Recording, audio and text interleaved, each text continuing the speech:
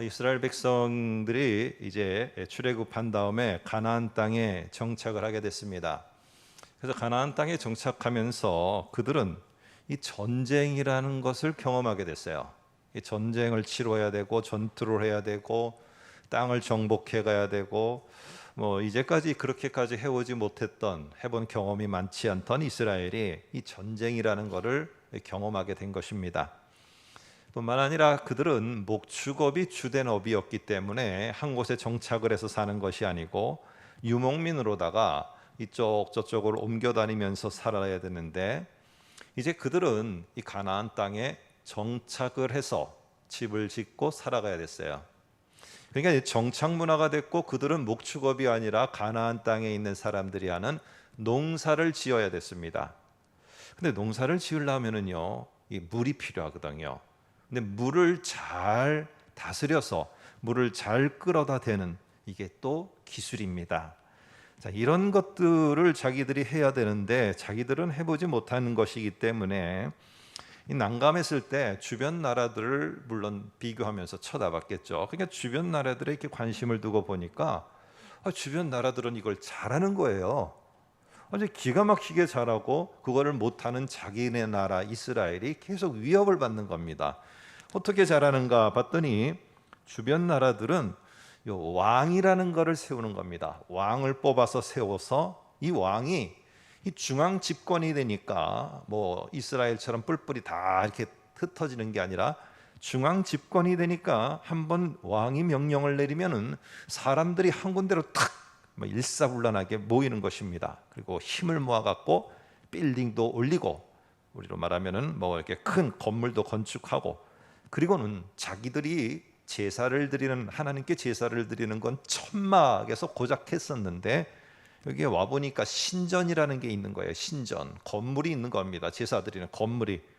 뿐만 아니라 물도 기가 막히게 끌어들여 갖고, 특별히 이러한 물이 귀한 그런 데서 이 농작물을 갖다가 재배를 하면서 공급을 하는 겁니다. 뿐만 아니라 무기를 개발하고 군사를 모집해서 군사를 갖다가 든든하게 세우고, 이러면서 다른 나라의 침략도 대비해서 나라를 안정적으로 이끌어가는 거예요. 이 주변 국가들이 이래서 되는 거구나 합니다. 주변 국가들이 이런 말을 했겠죠. 야, 너희도 부국강병을 위하려면은 너희도 왕을 세워야 되는 거야. 왕을. 이런 말을 외부에서만 했겠습니까? 내부에서도 왕을 세워야 된다니까. 왕을 세워야 돼. 장로들이 뭐 하고 있어? 가서 사무엘한테 왕을 세워달라고 좀 말하라니까.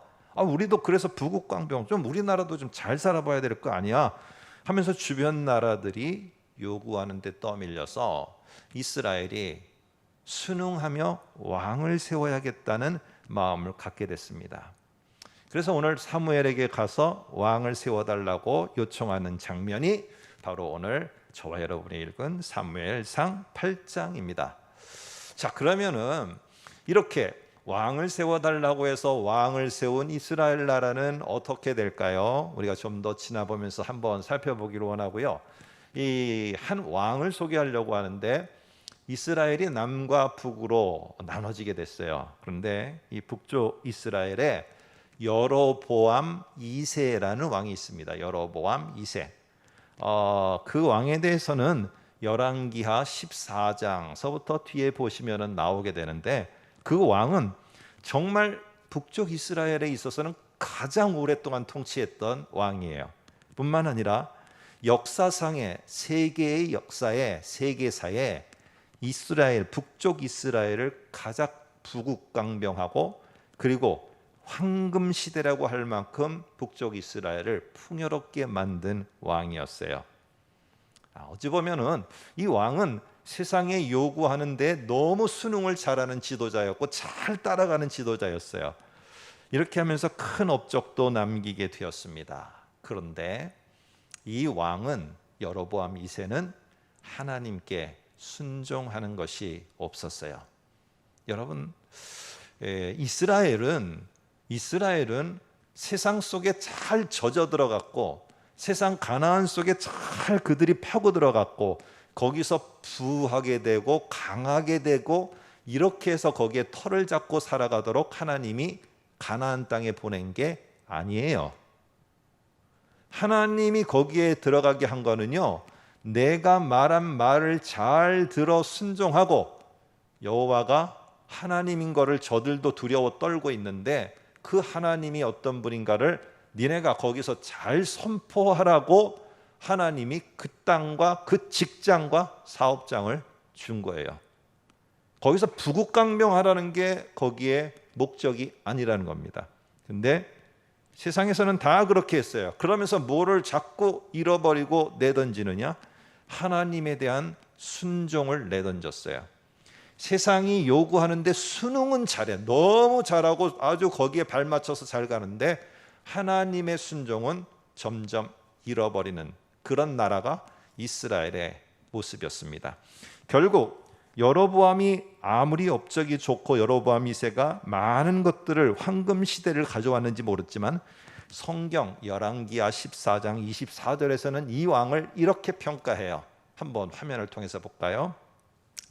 여호와 보시기에 악을 행하여 이스라엘 백성들 이스라엘에게 범죄하게 한 느바스의 아들 여로보암. 여기에 여로보암은요, 여로보암 2세가 아니라 1세입니다. 여로보암 1세의 죄에서 떠나지 않고 그대로 답습하면서 이스라엘 백성들을 범죄하는 쪽으로, 하나님에게 순종하지 않은 쪽으로 이끄는 왕이었다. 이렇게 평가하고 있습니다.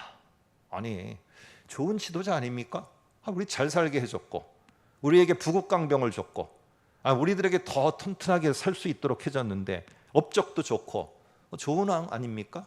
그런데 성경은 뭐라고 말하느냐? 여호와 보시기에 악을 행한 여로보암의 1세 그대로 그는 행한 자다. 이렇게 평가하고 있어요. 오늘 장로들이, 이스라엘 사람들은 지금 장로들을 앞세워서 왕을 요구하고 있습니다. 왕을 왜 요구했을까요? 8장 5절을 한번 보세요. 8장 5절에 보면은 전반부와 후반부로 나뉘는데 전반부에는요, 명목상의 이유예요. 명목상의. 이거는 그냥 자기네가 내세울 게 없으니까 이걸 말한 것뿐이에요. 근데 그 명목상 이유로 내세운 게 뭐냐?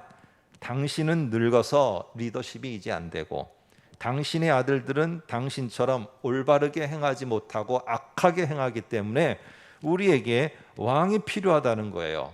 그런데 진짜 이유는 뭐냐? 그게 아니에요. 그 다음에 나오는 모든 나라와 같이라는 여러분, 모든 나라와 같이 우리에게 왕을 세워 우리를 다스리게 하소서. 모든 나라와 같이 왕을 통해서 부국강병을 이루고 싶은 거예요. 그런데 하나님은 아까 말씀드린 것처럼 이스라엘을 가나안 땅에 들어가게 한 거는 부국강병을 통해서 다른 나라보다 더 머리가 되고, 머리가 돼서 다른 나라들을 통치하고, 여러분, 이렇게 하기 위해서 하나님이 그 가나안 땅에 들어가게 한 게 아니고요, 하나님이 가나안 땅에 이스라엘을 들여보낼 때는 하나님의 거룩한 백성, 이거 잊어버리면 안 된다. 하나님의 거룩한 백성이라는 건 뭐냐? 구별된 백성이다.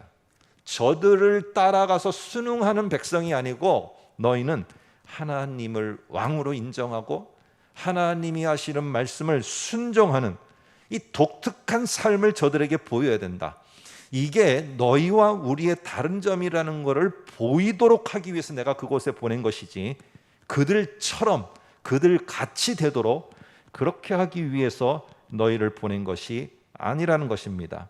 여러분, 그래서 이 이스라엘 백성은 모든 나라에 잘 순응하고 동화되고, 이렇게 해서 그들 사람들보다 더 탁월한 사람이 되고, 이렇게 하는 게 이스라엘 백성의 목적이 아니에요. 저와 여러분들은 우리가 기도를 할 때 정말 중요하게 기도를 해야 돼요.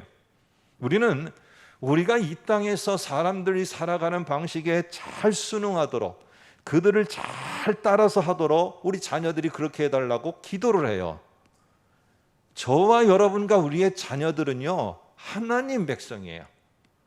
이 땅에 살아가면서 어떻게 잘 적응하고 그들보다 더 잘 적응해서 더 앞선 사람이 되달라고 기도는 해야겠지만, 그게 우리의 진짜 주된 기도는 아니에요.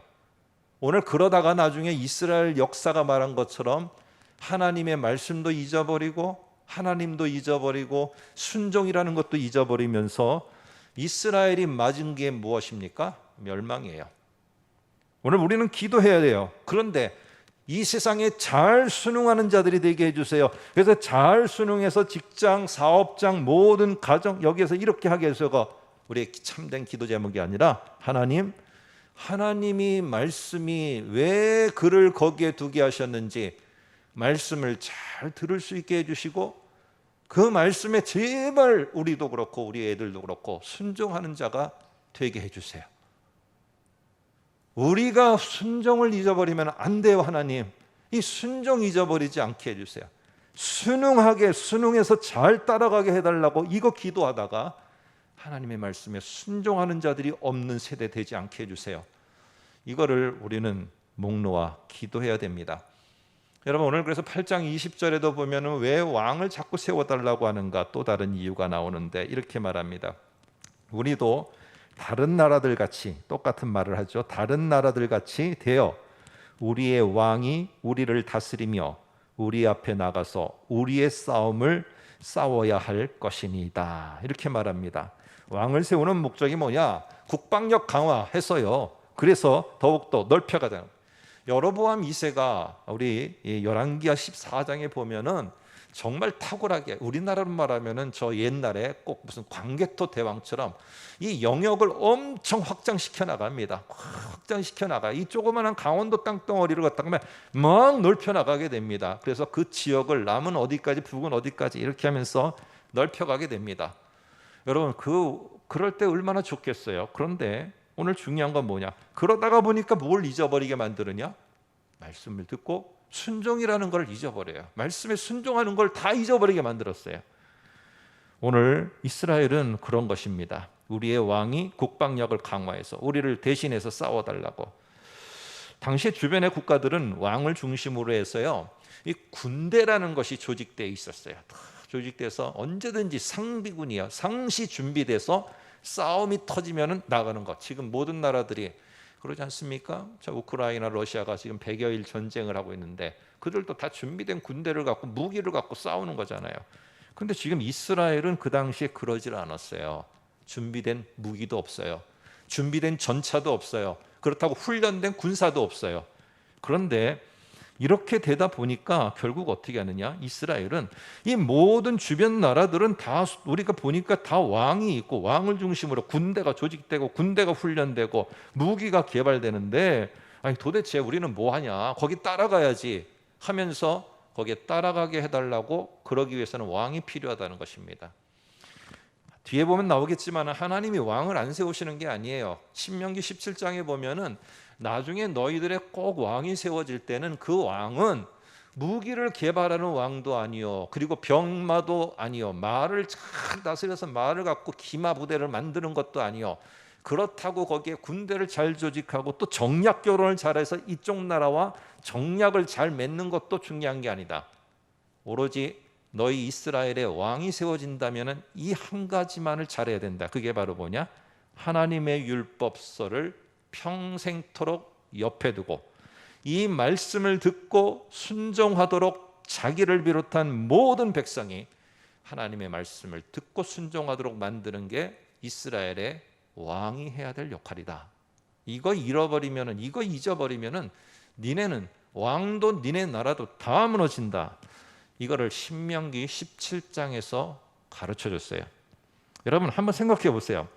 하나님은요, 이스라엘이 말씀을 잘 듣고 경청하고 그 말씀에 순종했을 때, 오늘 가나안의 전투도 그렇고 광야를 건너왔을 때도 그렇고요, 그 이스라엘은 왕이 없었어요.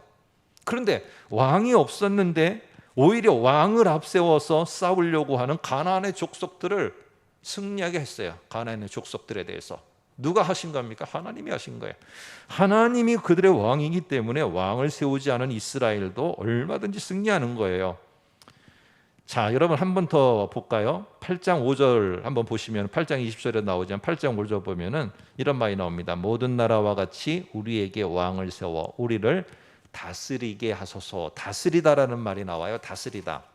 근데 이 말이 원래는 이게 동사고 명사로 하면은 1절에 보면은 사무엘의 아들들을 뭐라고 표현하냐면은 사사라고 표현해요. 그래서 우리 성경에도 사사기가 있잖아요. 근데 그 사사라는 말의 뜻이 뭐냐 하면은 다스리다라는 말이에요. 그래서 하나님은 백성을 다스릴 때 지금 사무엘이나 또한 사사들을 통해서 말씀을 주시고 말씀 앞에서 순종하면은 하나님께서 참 별 볼 일 없는 사사들이지만은 그 앞서가서 하나님이 승리를 가져다 주셨어요. 그런데 아까 8장 5절에 보니까 뭐라고 그랬어요? 이 사무엘의 아들들이 사사인데도 이 역할도 제대로 못하고 악한 행동만 하고 이러면은 그들이 요구해야 될 게 뭐냐 하면은 좋은 사사 주세요. 좋은 사사를 좀 세워주세요. 이렇게 말해야 되는데 8장 5절을 보면은 좋은 사사 달라고 하지 않고 뭐라고 하느냐? 우리에게 왕을 달라고 해요. 왜 그랬을까요? 왜 왕을 달라고 했을까요? 지금까지 하나님이 이스라엘을 통치하시고 내려오는 방법 싫다는 거예요. 그게 바로 뭐냐? 하나님은 말씀으로 사무엘에게 주시고 말씀을 주시고 사무엘과 사사들을 통해서 말씀을 들어 그것을 잘 전파하고 순종하게 하고 하나님은 그러면서 이스라엘을 다스렸어요. 근데 지금까지 이스라엘은 이런 통치 시스템으로 왔는데 이게 싫다는 거예요. 사무엘처럼 하나님의 말씀을 따라서만 그렇게 움직이는 거, 이렇게 해보니까 우리나라는 부국강병 절대 안 되더라는 거예요. 잘 사는 나라 절대 안 되고 잘 사는 가정 안 되고 잘 사는 우리 가정, 우리 자녀 안 되더라는 거예요. 그러니까 이거 말고 세상이 지금 이런 거를 요구하고 있으니까 이 왕 제도를 했으면 좋겠다는 거예요. 그래서 우리는 왕의 명령을 듣지 하나님께 순종하는 거 싫고 대신에 이 세상이 원하는 것을 잘 순응하면서 그렇게 갈 테니까 그렇게 좀 해달라는 것입니다. 여러분, 세상의 흐름에 애써서 잘 순응했어요. 우리는 그렇게 살아왔어요.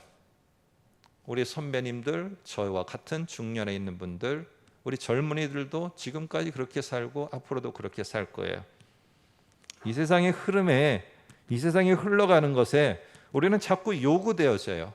이럴 때는 뭘 해야 된다, 이제 어느 나이가 되면 뭘 해야 된다, 이렇게 하면서 거기에 잘 수능에 맞춰서 착착착 그때에 따라 하면은 참 실력 있는 사람이라고 말을 해요. 그러면 그렇게 수능하며 잘 살고 그렇게 수능해서 잘 되어지면은 다 행복해야 되는 거 아니겠습니까? 행복해야죠. 이스라엘이 다른 나라들이 다 부국강병 이루니까 우리도 그렇게 해주세요라고 해서 왕을 갖다가 세웠으면은, 왕이 세워졌으면은 이스라엘이 자자손손이 행복한 나라, 정말 평안한 나라, 좋은 나라가 돼야 됐잖아요. 그런데 어떻게 됐습니까?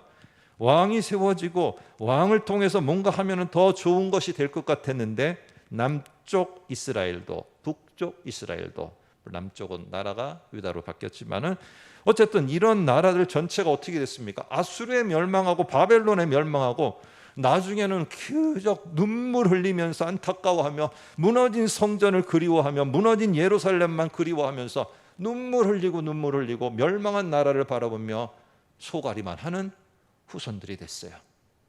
잘 돼야 되는 거 아닙니까? 왜? 이 세상에 사는 대로 그대로 하라고 우리 자녀들에게도 너도 빨리 이렇게 잘 되라고 했는데 다 잘 되는데 세월이 지나서 몇십 년 지나니까 모두가 다 가슴을 치며 눈물 흘리는 사람밖에는 없게 되어지는. 여러분, 오늘 우리는 생각해야 됩니다.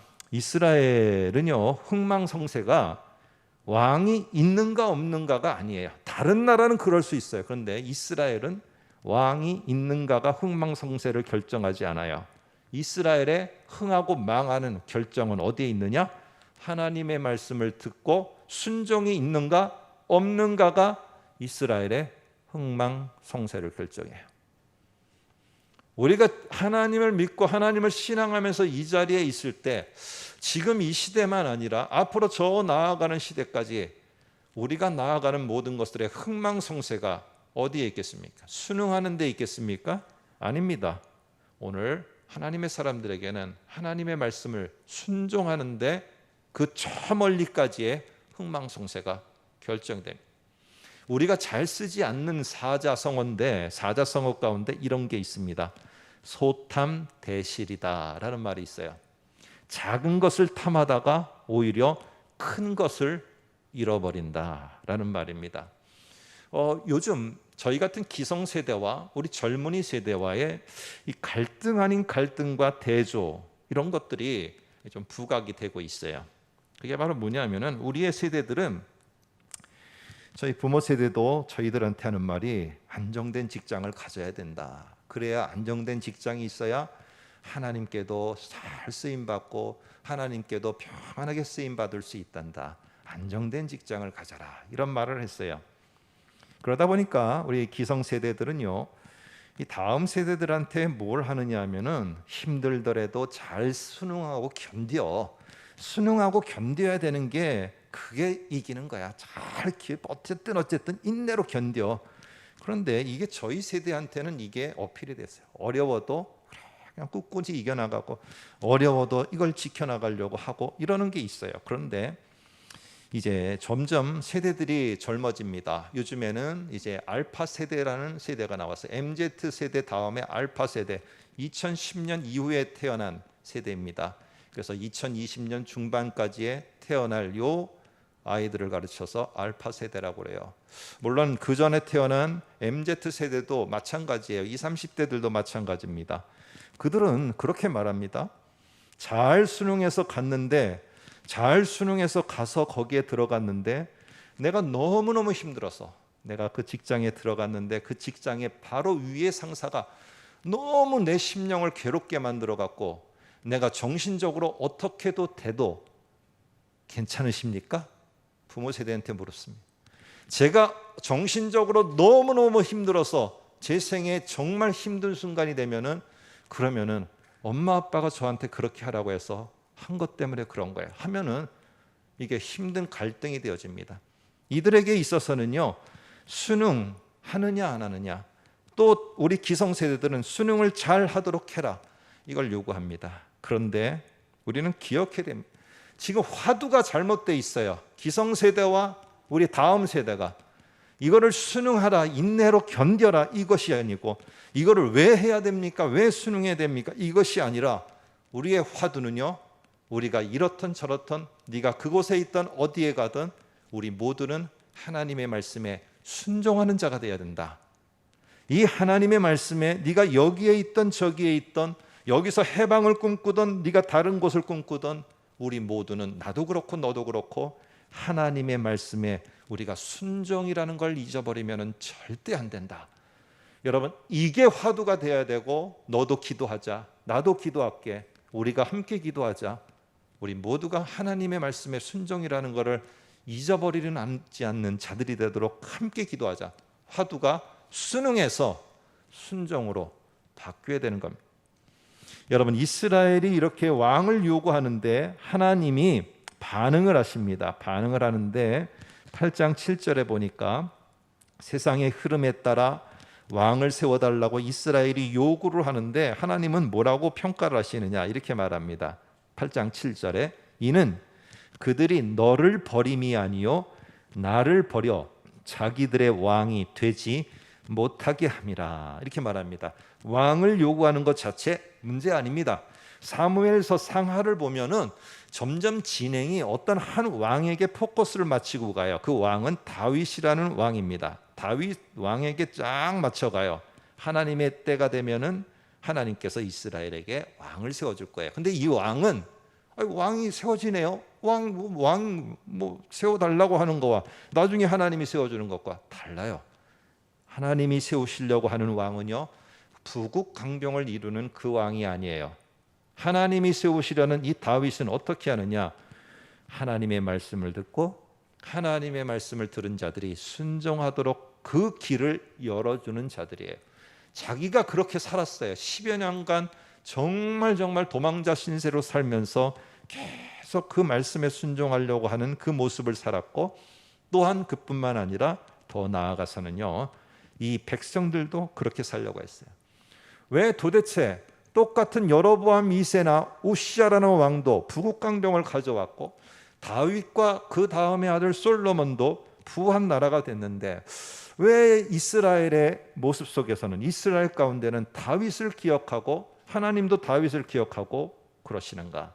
그것은 바로 이 하나님이 세운 왕은 말씀을 듣고 순종하도록 그의 백성들을 이끌었고, 그러는 가운데 하나님은 이 다윗의 길을 가는 자와 다윗의 길에 함께하는 하나님의 백성들을 지키고 보호하시는. 그런데 하나님께서는 사울왕 한번 세워보라고 그래요. 왕 세워줘. 그래서 사울이 왕이 됩니다. 그러면서 왜 세워주도록 했느냐? 한번 니네가 경험해 보라는 거예요. 인간 왕, 세상에 순응하기를 원해? 그럼 순응하게 해줘. 이것도 잘 되고 저것도 잘 되고 저것도 잘 되고 해줘. 그러면 어떻게 되는가? 행복한가? 만사형통한가? 한번 해보죠 봐. 그런데 오늘 9절에 보면 이런 말을 합니다. 그러므로 그들의 말을 듣되 너는 그들에게 엄히 경고하여 그들을 다스릴 왕의 제도를 가르치라. 왕의 제도가 되면 어떤 일이 벌어지는가 가르쳐라. 그래서 11절서부터 17절까지 그 내용이 나옵니다. 니네가 그렇게 원하는 왕이 세워지면 어떻게 될 것 같으냐? 화면을 통해서 우리가 빠르게 넘어가겠습니다. 백성들이 왕의 병거와 말을 관리하는데 동원이 돼요. 하나님의 말씀을 듣고 하나님의 말씀에 순종해서 여호와가 하나님인 걸 선포해야 될 그 사람들이 누구를 위해서 사는 자가 되느냐? 왕의 병거와 말을 위해서. 왕의 그 기구들을 관리하는 자들밖에 안 돼요. 무기를 만들어내는 자들로다가 그리고 군대의 징집이 돼요. 왕이 생활하는 여러 가지 왕궁의 생활에 다 노예처럼 노동력으로다가 동원이 돼요. 자기들이 애써 키운 농작물은 왕 주변에 있는 관료들을 갖다가 먹이는데 사용되게 돼요. 결국에는 그들은 어떻게 되느냐? 17절에 너희가 그 왕의 종이 될 것이다. 너희는 행복하기를 원했지만 결국에는 왕의 종이 되는 걸로 너희들은 결과를 맞게 될 것이다. 여러분, 실제로 남북의 이스라엘 가운데 아까 말한 것처럼 몇몇 왕들, 여로보암 2세, 우시야 왕, 참 이들은요 세상에 요구하는 대로 정말 순응을 잘해서 잘 적응해 나가서 잘 그대로 그냥 나아가서 부국강병을 이스라엘 땅에 가져다 줬어요. 그러는 동안에 이스라엘은 점점 바알신을 섬기게 되고 가나안 문화를 따라가게 되고 왕의 노예가 되고 점점 그들은 피폐해져 가고 있었다는 것을 그들은 나중에서야 알게 됐습니다. 결국 남북 모두가 멸망했어요. 장밋빛 인생을 꿈꾸면서 왕이 되는 게 이 세상의 흐름을 따른 거라고 그렇게 외쳤는데 나중에 결과로다 맞이한 인생들은 잿빛 인생이 되고 말았어요. 하나님을 왕으로 인정하며 그분의 말씀을 경청하고 따르는 삶, 세상이 요구하는 것 이런 것들과 비교할 때 얼마나 비실용적인지 몰라요. 그러다 보니까 이 세상이 나에게 자꾸 요구하는 것을 빨리빨리 나는 순응해서 맞춰줘야지 내가 훌륭한 사람, 탁월한 사람, 인정받는 사람이 될 텐데 말씀을 듣고 경청하고 그것에 순종하다 보니까 내가 자꾸 뒤처지는 것 같아요. 그래서 자꾸 우리는 기도하게 되는 겁니다. 나도 여기에 들어가게 해주세요. 나도 이거 되게 해주세요. 나도 이거 성취하게 해주세요. 왜? 쟤는 되는데 왜 안 돼요? 여러분, 제가 말했잖아요. 우리는 다르다니까요. 구별된다는 건 뭐냐 하면은 제가 저렇게 됐기 때문에 나도 저렇게 돼요. 저기가 저렇게 됐기 때문에 우리도 저렇게 돼야 돼요. 이러는 게 아니에요. 우리는 변하지 않게 딱 고정적으로 콘크리트처럼 서 있는 게 뭐냐? 하나님이 이러나 저러나 내 인생의 왕이 되신다.